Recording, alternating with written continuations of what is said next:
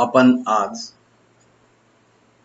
भालचंद्र नेमाडे यांची दुःखाचा अंकुश ही कविता पाहणार आहोत.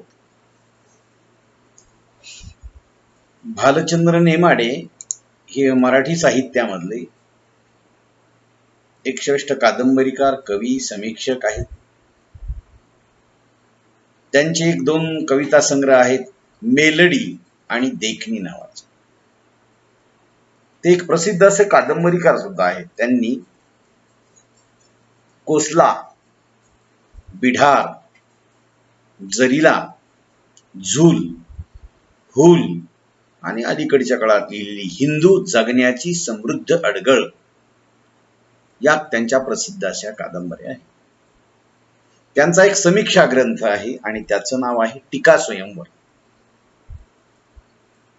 भालचंद्र नेमाडे यांच्या लेखनाने मराठी साहित्याला एक देशीवादी वळण दिलं असं म्हणतात समीक्षक. भालचंद्र नेमाडे यांच्या लेखनाचं वैशिष्ट्यच असं आहे की भाषेच्या आणि आशयाच्या विविध शक्यतांचा सतत ते शोध घेत राहतात. सर्वसामान्य एखादी स्त्री पुरुषाबद्दल अपार जिव्हाळा, म्हणजे सर्वसामान्य कुटुंबातली जी स्त्री पुरुष आहेत त्यांच्याविषयीचा अतिशय जिव्हाळा आणि करुणभाव भालचंद्र नेमाडे यांच्या कवितेतून वर्णिलेला आपणाला दिसतो. त्यांच्या साहित्य लेखनाला साहित्य अकादमीचा पुरस्कार मिळालेला आहे समीक्षात्मक लेखनाला, आणि त्यांच्या कोसला कादंबरीला मागे माहिती पाहत मला ज्ञानपीठ पुरस्कार देखील मिळालेला आहे. काय की इमाने इतबारे प्रामाणिकपणे जीवन जगणारी काही सर्वसामान्य माणसं असतात. अशा माणसाच्या जीवनातले दुःख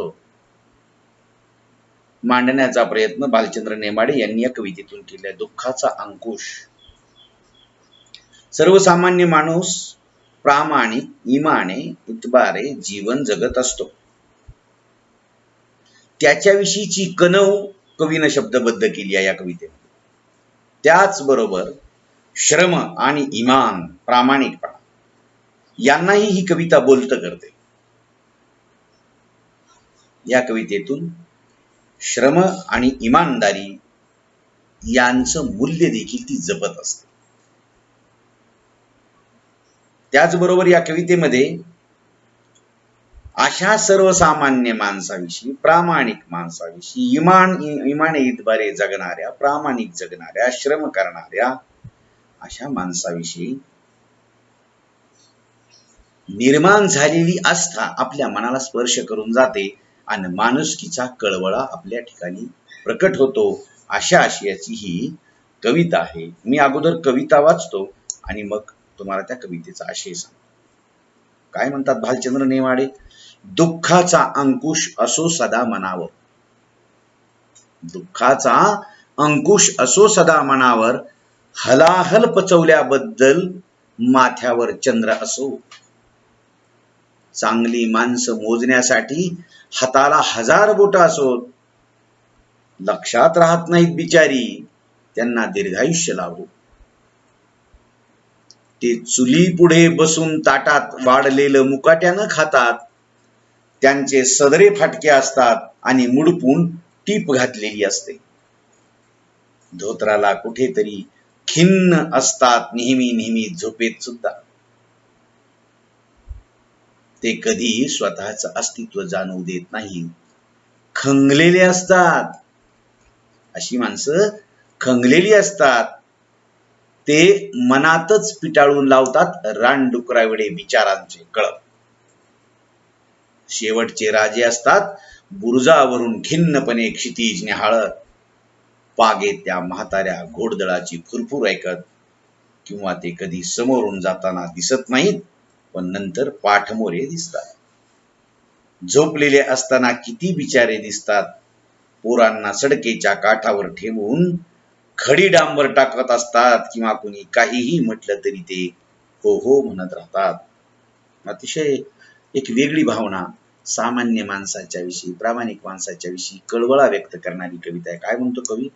दुःखाचा अंकुश असो सदा मनावर. अशा लोकांच्या मनावर सदा दुःख असतं.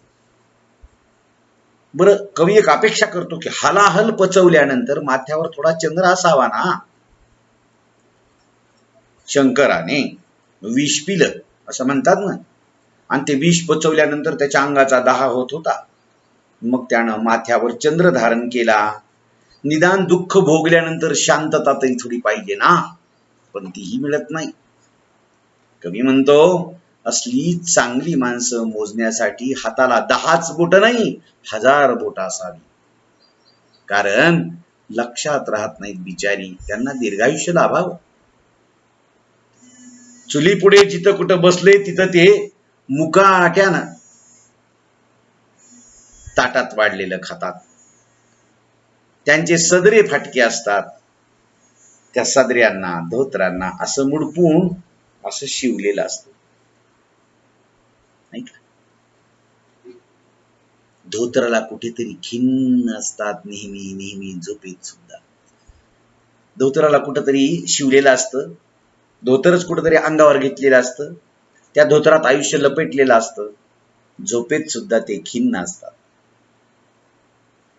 ते कधीच स्वतःच अस्तित्व जाणवू देत नाहीत.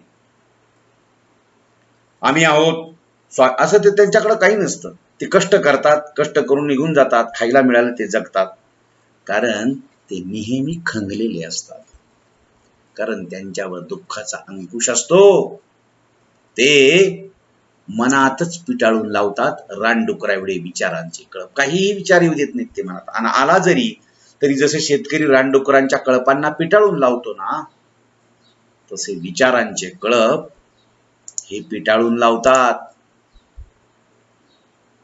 कवी म्हणतो, शेवटचे राजे असतात अशी माणसं आयुष्याच्या शेवटच्या क्षणापर्यंत व परंपरेनं जीवन जगत जगत, कष्ट उपसत उपसत, प्रामाणिक इमानदारीनं जगत जगत जगत असतात. शेवटच्या दिवसापर्यंत जगतात. आणि कवी म्हणतो, शेवटचे राजे असतात बुरुजावरून खिन्नपणे क्षितिज न्याहाळत. कितीही दुःख भोगायला मिळालं, कितीही निराशा पदरी पडली, तरी ते सूर्यास्ताकडे जात असलेल्या सूर्याकडे बघून किंवा जीवनाचा अस्त होत असलेल्या आयुष्याकडे बघून ते खिन्नपणे दूर असं बुरुजावर पडलेला बुरुज, आता शेवटचं आयुष्य ते निहाळत असतात. किंवा ते कसे असतात? पागेतल्या म्हाताऱ्या घोडदळाची फुरफुर ऐकत. कारण जोपर्यंत घोडा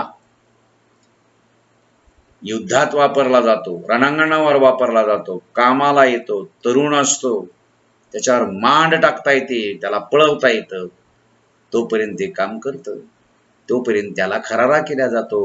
पण पागेत म्हणजे घोड्या बांधण्याच्या ठिकाणात असलेला एखादा म्हातारे घोडे फुरफुरत असतात ना, तशी शेवटची आयुष्याची त्यांच्या फुरफुर असते. ते ऐकत असतात, किंवा ते कधी समोरून जाताना दिसत नाहीत, पण नंतर पाठमोरे मात्र दिसतात. ते कधीच समोरून जाताना दिसत नाही, पण निघून गेल्यानंतर पाठमोरे मात्र ते दिसतात. कारण त्यांना कुणाच्या समोर येणं आवडत नाही, कुणाच्या पुढं पुढं करणं आवडत नाही. मिळालेलं काम इमानीत बरे करणं हेच त्यांचं ते कर्तव्य समजतात. आणि म्हणून झोपलेले असताना किती बिचारे दिसतात. झोपी गेले. हे बघा, एक दृश्य आहे. रस्त्यावर खडी टाकणारे, खडी फोडणारे, डांबर ओतणारे, रस्त्याच्या कडेला आपल्या स्वतःच्या मुलाला एखाद्या छोट्याशा काटकाला उभं करून त्याच्यावर एक कपडा टाकून बाजूला खेळवत ठेवणारे, दुपारच्या वेळेला हे सडकेवर खडी टाकून डांबर टाकून थकल्यानंतर दुपारच्या जेवणापुरतं ते थांबतात, जेवतात. जेवल्याबरोबर हात धुवून 2च मिनिटं पडतात डोक्याला दगड उशाला घेऊन, तो काही क्षणात त्यांना झोप लागते. आणि कवी म्हणतो की ते झोपलेले असतात सडकेच्या कडेला, तेव्हा बिचारे दिसतात, गरीब दिसतात, करुण भावना व्यक्त करतो. आणि मग तो म्हणतो, पोरांना सडकेच्या काठावर ठेवून खडी डांबर टाकत असतात. लहान लहान त्यांच्या मुलांना सडकेच्या काठावर ठेवतात बाजूला, आणि ते खडी आणि डांबर टाकत असतात तुमच्या माझ्या जगण्याच्या रस्त्यासाठी. आयुष्य उभं करतात तुमचं माझं त्यांच्या कष्टातून. मुलं बाळ देखील त्याच दुःखाचे साक्षीदार असतात. किंवा कुणी काहीही म्हटलं तरी ते फक्त हो हो एवढंच म्हणतात आणि आपल्या आयुष्यभराच्या काबाड कष्टात रुतून जातात. अशी एक दुःखाचा अंकुश म्हणून असलेली ही भालचंद्र नेमाडे यांची कविता सर्वसामान्य माणसाविषयीचा कळवळा, त्या माणसाच्या इमानदारीचं, उपसत असलेल्या कष्टाचं, त्यांच्या प्रत्यक्ष जगण्याचं, जीवनाच्या शेवटच्या क्षणापर्यंत आयुष्य स्वतःच अस्तित्व उभं करून जीवन जगत असलेल्या या माणसांचंही वर्णन.